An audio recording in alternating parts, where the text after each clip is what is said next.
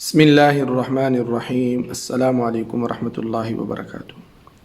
ہم میں سے اکثر لوگ یہ سمجھتے ہیں کہ صدقہ کھانا کھلانے یا نقد مال دینے یا کسی جانور کو ثواب کی نیت سے ذبح کرنے کا نام ہے، جبکہ صدقات بغیر مال خرچ کیے بھی ہو سکتے ہیں اور اس کا بھی وہی اجر اور ثواب ملے گا جو مال خرچ کرنے پر ملتا ہے۔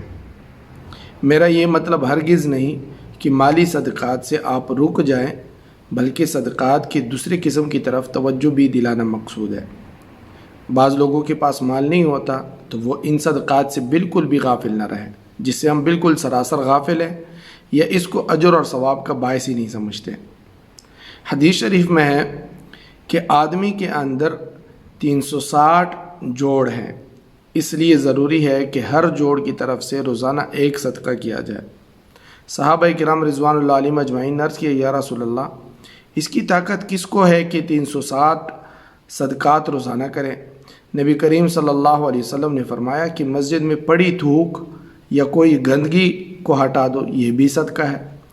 راستہ میں کسی تکلیف دہ چیزوں کو ہٹا دو، یہ بھی صدقہ ہے۔ چاشت کی 2 رکعت نفل سب کے قائم مقام ہو جاتی ہے، اس لیے کہ نماز میں ہر جوڑ کو اللہ تعالیٰ کی عبادت میں حرکت کرنا پڑتی ہے۔ 2 آدمیوں میں انصاف کرا دو، یہ بھی صدقہ ہے۔ کسی شخص کی سواری پر سوار ہونے میں مدد کر دو، یہ بھی صدقہ ہے۔ سوار کو سامان اٹھا کر دے دو، یہ بھی صدقہ ہے۔ کلمہ توحید لا الہ الا اللہ محمد الرسول اللہ پڑھنا بھی صدقہ ہے۔ ہر وہ قدم جو نماز کے لیے چلے وہ بھی صدقہ ہے۔ کسی راہ گیر کو راستہ کی صحیح سمت بتا دینا بھی صدقہ ہے۔ ہر روزہ صدقہ ہے۔ حج صدقہ ہے۔ سبحان اللہ، الحمدللہ، اللہ اکبر کہنا یہ بھی صدقہ ہے۔ راستے میں چلتے ہوئے کسی کو سلام کرنا بھی صدقہ ہے۔ نیکی کا حکم کرنا صدقہ ہے۔ برائی سے روکنا صدقہ ہے۔ اپنے اہل و عیال پہ خرچ کرنا یہ عظیم ترین صدقہ ہے۔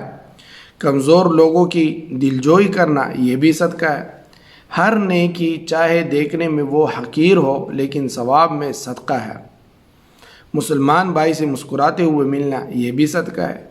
کسی کو دینی مسئلہ بتا دینا یہ بھی صدقہ ہے یا اس کو سمجھا دینا صدقہ ہے۔ مطلب ہر نیکی صدقہ ہے، لیکن اس کی تاثیر اس وقت نظر آتی ہے جب بندہ لازمی حقوق اور فرائض ادا کرے اور اپنا معاملہ اللہ تعالیٰ سے درست رکھے۔ اس کے بغیر نیکی اپنی برکات ظاہر نہیں کر سکتی۔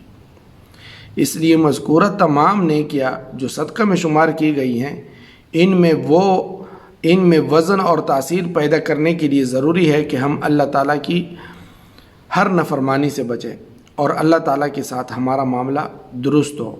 اللہ تعالیٰ ہمیں سمجھنے کی اور عمل کرنے کی توفیق نصیب فرمائے۔